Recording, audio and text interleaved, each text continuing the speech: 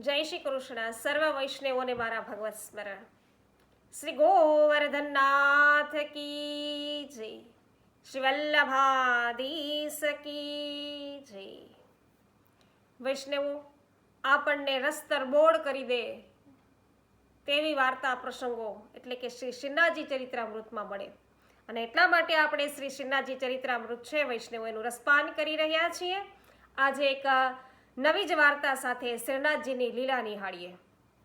તો શ્રી ગિરિરાજજીની તળેટીમાં ઘણા બધા ગામો, અને એમાંનું એક ગામ સખીતરા, ને એમાંય માંડલિયા પાંડે નામનો એક બ્રાહ્મણ રહે, અને પોતાના જુવાન દીકરાને તાજો જ પરણાવેલો વૈષ્ણવો ગોરી રૂપાળી અને સુશીલ વહુના પાંડેજીના ઘરમાં છે એ પગલાં પડ્યા, અને સગા સંબંધીઓ આડોશી પાડોશી સૌ કોઈ છે એ વહુના મોં જોવા આવે, અને હરખાઈને ચાંદના ટુકડા છે એના હુલામણા કરે, ને ઘર છે એ ભૈરું ભૈરું લાગે.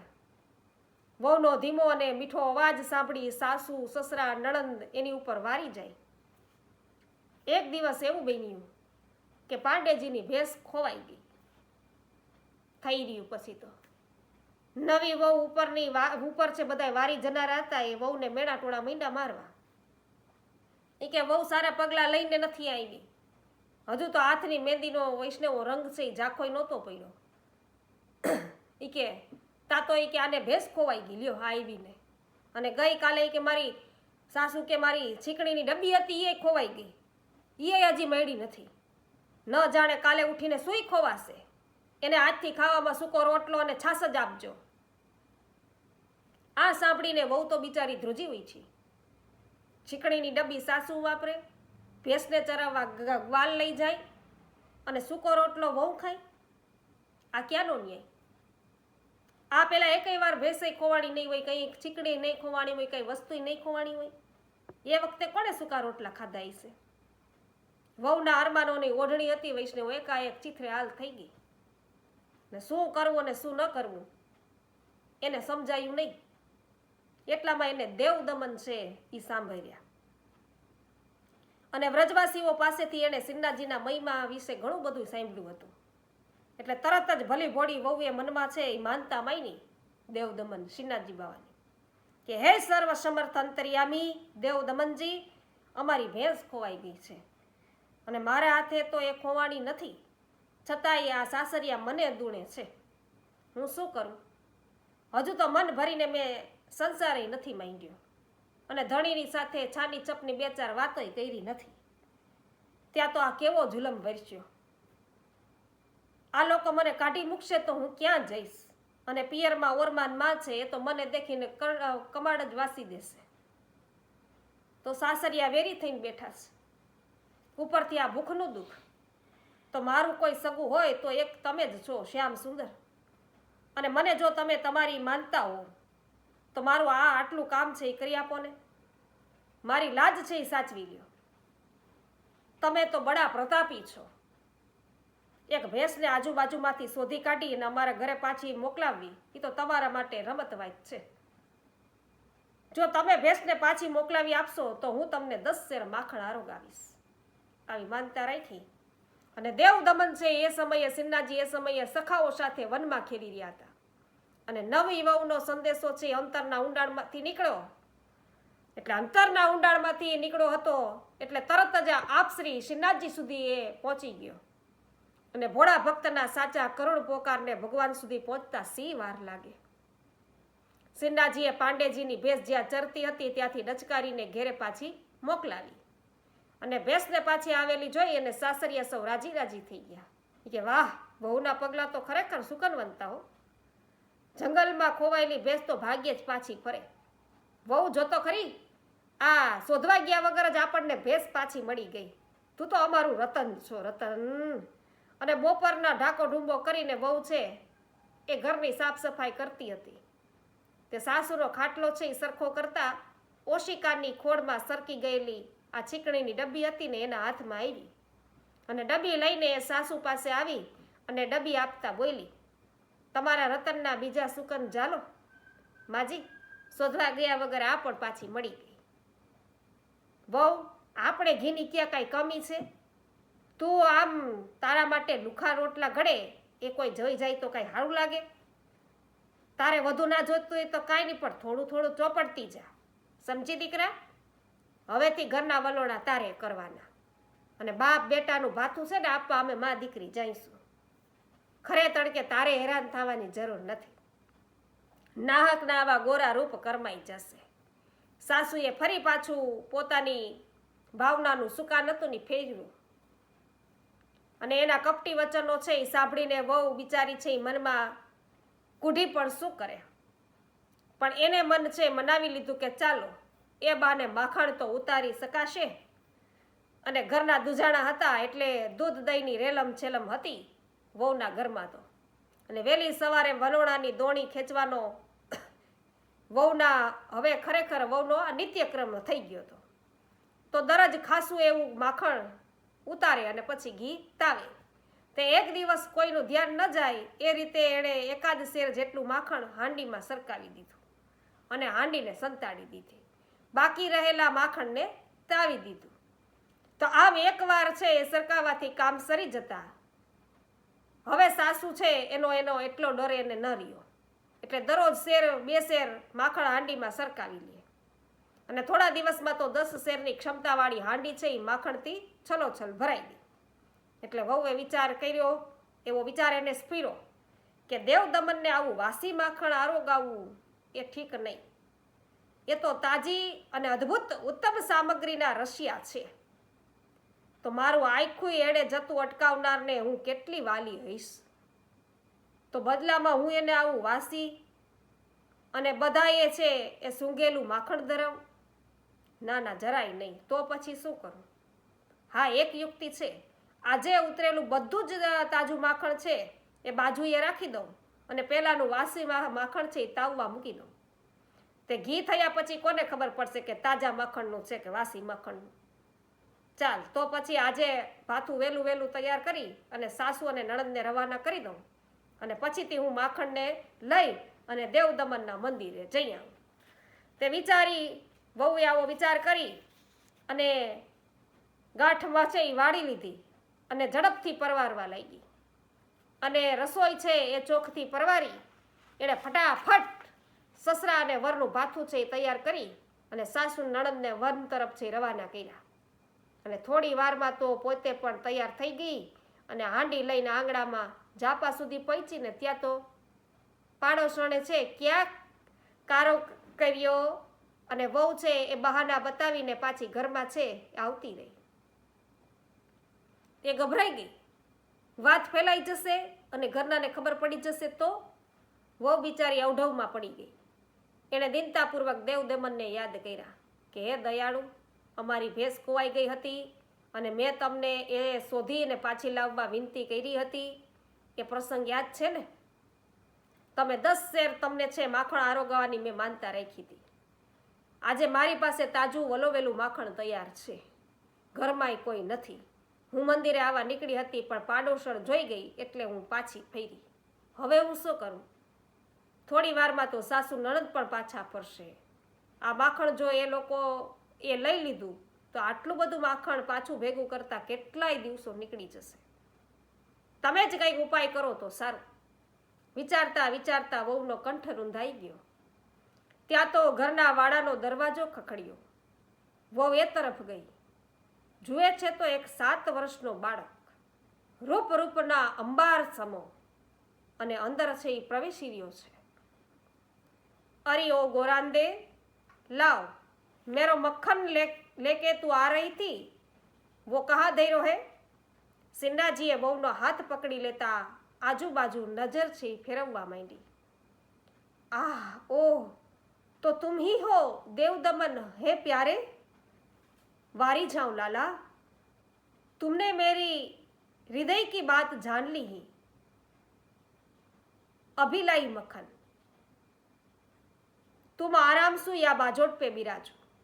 કહેતા વહુ અંદરના ઓરડામાંથી માખણની હાંડી લઈ આવી. અને લાલા, આ 10 શેર માખણ આજનું તાજું જ ઉતારેલું છે. વહુએ સિન્નાજીના હસ્તમાં હાંડી મૂકી. આટલું વજન હું કઈ રીતે ઉપાડી શકીશ? થોડું ઓછું કરી દે ને.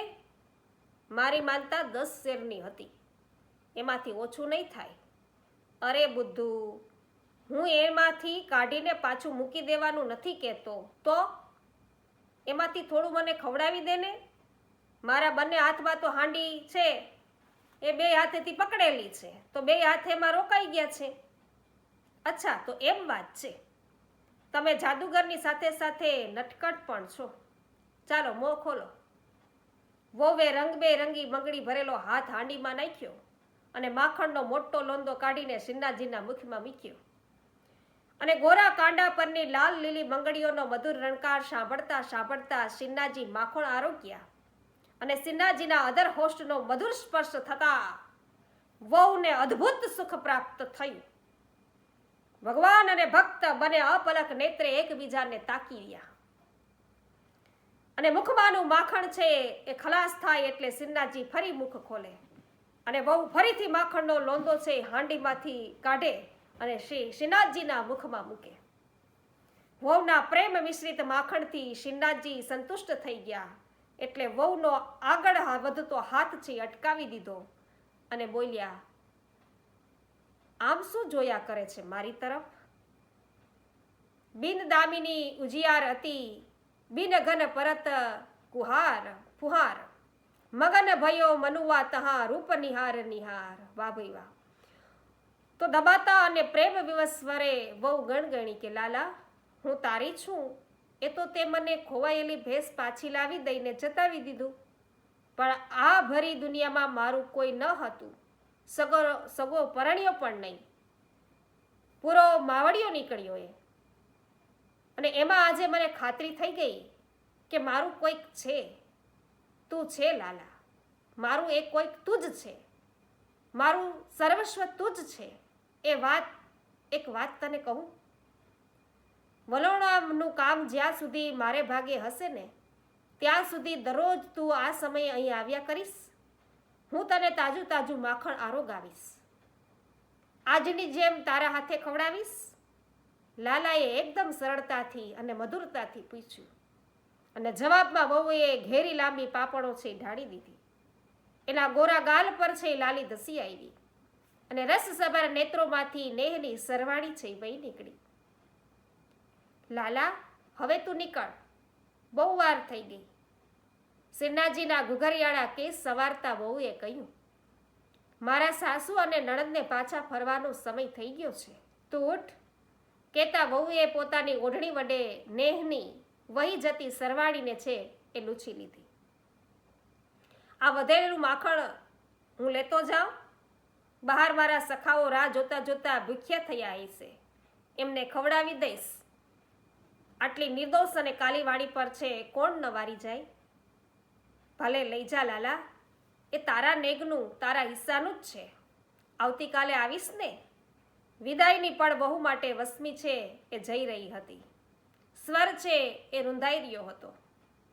દૂર થઈ રહેલા લાલાએ આ વાત અનુભવી કે આ અત્યારે ખૂબ જ છે એને વસમું લાગી રહ્યું છે, મારાથી જુદું થવું. એટલે તરત જ છે એ પાછા ફર્યા. નજીક આવતો રૂપલી શ્રીનાથજીએ વહુને પાસે બોલાવી. વહુ પાસે આવી એટલે શ્રીનાથજીએ હાંડીમાંથી માખણનો લોંદો કાઢ્યો અને વહુના મોંમાંથી ખોસી દીધો. અને આંગળીઓ પર ચોટેલું માખણ છે એ શ્રીનાથજીએ વહુના બંને ગાલ પર છે એ લપેટી દીધું. રસિકા, તારા ગાલ તો માખણ કરતાંય વધુ લીસા ને નરમ ને ગોરા છે. ચાલ રજા લઉં. આમ કહેતા શ્રીનાથજી વાડામાં જઈ અને અંતર ધ્યાન થઈ ગયા. વહુને હૃદય દાન મેળવી અપાવી દીધું છે વૈષ્ણવો. પ્રભુએ હૃદય દાન આપ્યું અને વહુ હૃદય દાન મેળવીને ધન્ય બની ચૂકી. એ ગણગણી ઉઠી કે મેરી ભરી મટુકી આ લે ગયો રી. આ તરફ વનમાં શ્રીનાથજીએ બધા ગ્વાલ સખાઓને પોકારી પોકારીને ભેગા કર્યા અને મટુકીમાંથી માખણ કાઢી કાઢીને પોતે આરોગતા જાય અને પાંદડાના દનિયા છે પડ્યા છે એ બનાવીને પોતાના હિસ્સો મેળવવા છે ટપાટપી કરી રહેલા આ સખાઓના દોનામાં માખણનો લોંદો છે એ શ્રીનાથજી મૂકતા જાય.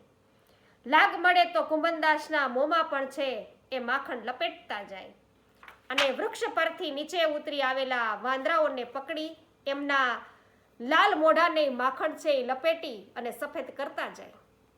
અને છેલ્લે મટુકી ખાલી થતા એને શ્રી ગિરિરાજજીની શિરા પર પટકીને ફોડી અને ત્યાં માખણનો લેપ કરીને ચીકણી બનાવી અને એના પર લસરપટ્ટી છે એનો ખેલ છે એ રમ્યા. તો લાલા, આજ તો મેરે હિસ્સે મેં કછું નહીં આવ્યો. હો થારો નબળો હો તોસો પરે આગો દૂર ઠાડો હતો, તેને મેરે ભાગ કો દોના ઓરન કો દે દિયો, કલ સે હો ખેલવે નહીં આવોગો. એક સખાઈ આવી ફરિયાદ કરી. લાલા પૂર બહારમાં ખીલા હતા. સિન્હાજી તરત જાહેરાત કરી કે જીન નહીં પાયો સુનો રે ભૈયા મેરી હથેળી લો ચાટ. તો આટલું સાંભળતામાં તો એક પછી એક બધાય સખા આવીને લાલાની હથેળી છે એ ચાટવા લાગ્યા અને સૌએ હોઠ પર જીભ ફેરવી અને કબૂલ્યું કે આજનો જે સ્વાદ હતો, આજ કો સ્વાદ બરન્યો ન જાય, બડો ही મીઠો है. એ તો વાહ બહુ કી કમાલ है, જાને इतनो मीठो दधी को मक्खन છે उतारियो. हमको तो हम तो प्रेम के भूखे हैं, प्रेम जितना गहरो उतनो दधी मक्खन मीठो, और दधी मक्खन जितनो मीठो उतनी ही हमारी भूख बढ़ी. ચાટો રે ભૈયા ચાટો રે, ઓર હું ચાટો. સૌ સખાઓએ વારંવાર લાલાની માખણ વડે ખરડાયેલી હથેળી ચાટી. લાલા, એસો સ્વાદ હમ કબૂ ન ચખ્યો. સૌએ ગિરધર ગોપાલની જઈ બોલાવી. લાલા તનિક અહીંયા આવ્યો તો કેતા કુંભનદાસ સિન્હાજીનો હસ્ત જાલી અને વૃક્ષની ઓટે લઈ ગયા. સચ સચ બોલ બતા લાલા, होने हूँ तेरी हथेली सबन से पहले चाटी. हथेली में सु मक्खन के अलावा और हूँ कछु सुगंध आवे है. और सुगंध कैसी भैया? लाला, ज्यादो सयानो मत बन, कोई ग्वालिन के गाल की मिठास और सुगंध हूँ तेरी हथेली में शामिल है. अरे कुंभना, थारो नीचे थोरो नीचे स्वर में बोला कर, कोई सुन लेगो तो वो समझ नहीं पावेगो और भारी अनर्थ कर देगो. तू तो मेरी सभी लीला को साक्षी है, तो से मेरी कोई बात छुपी नहीं है. तू मेरी किशोर लीला के अनुभव को अधिकारी है. मेरी सगरी लीला तेरे कीर्तन में सु नितरे है. जैसो तू दर्शन पावत है वैसो ही तू कीर्तन रचत है. अब तो वह गोरी बहू है, बहू के घर हर रोज जानो आनो होएगो. તું બી ચલ્યો. દરરોજ બપોરે હવે સિન્હાજી પેલી વહુના ઘેર પધારવા લાગ્યા અને કુંભનદાસ છે એ વાડામાં છુપાઈ જાય અને વિવિધ લીલાઓના દર્શન કરે અને સિન્હાજી વહુની બાજુમાં બાજોઠ લઈને બેસી જાય. વહુ હાંડીમાંથી માખણ કાઢીને સિન્હાજીના મુખમાં મૂકતી જાય અને બીજા હાથે ઘુઘરિયાળા કેસ છે એ રમાડતી જાય અને સિન્હાજી માખણ આરોગતા જાય, વહુ સાથે ખેલતા જાય અને વહુને પણ માખણ ખવડાવતા જાય. વહુની પાપણો ભીની થાય અને એ ગણગણે, શીશ નવે તો તુમ્હી કો, તુમ્હી શું ભાખું દિન, જો ઝગરું તો તુમ્હી શું, તુવ ચરણન આધીન. વાહ ભાઈ વાહ, તો હું તો તારા ચરણોને આધીન છું. આમ છે આ વહુ કહેતી જાય છે અને સિન્હાજી છે એને સ્વરૂપાનંદનું દાન આપતા જાય છે વૈષ્ણવો. તો આવી સુંદર છે લીલા અહીંયા પ્રભુએ છે આ સખીતરા ગામની અંદર સુંદર રીતે છે આ ગ્વાલણી સાથે કરી. તો મને આશા છે વૈષ્ણવો કે તમને પણ આ વાર્તા પ્રસંગ ખૂબ જ પસંદ પડ્યો હશે. તો અવશ્ય વિડીયોને લાઇક કરજો, કમેન્ટ કરજો, શેર કરવાનું ભૂલશો નહીં વૈષ્ણવોને. હજુ સુધી પુષ્ટિ સત્સંગ ચેનલને આપે સબસ્ક્રાઈબ ન કરી હોય તો અવશ્ય કરી લો, જેથી આવી અનેક શ્રીનાથજીની લીલાઓ છે એ તમને સાંભળવા મળશે વૈષ્ણવો. અનેકવિધ સત્સંગો છે એ પણ સાંભળવા મળશે. સાથે સાથે સ્ક્રીન ઉપર પણ લિસ્ટ આપેલ છે, તેના પર ક્લિક કરશો તો અન્ય સત્સંગો પણ સાંભળવા મળશે. આજે સર્વને મારા જય શ્રી કૃષ્ણ. શ્રી ગોવર્ધનનાથ કી જય.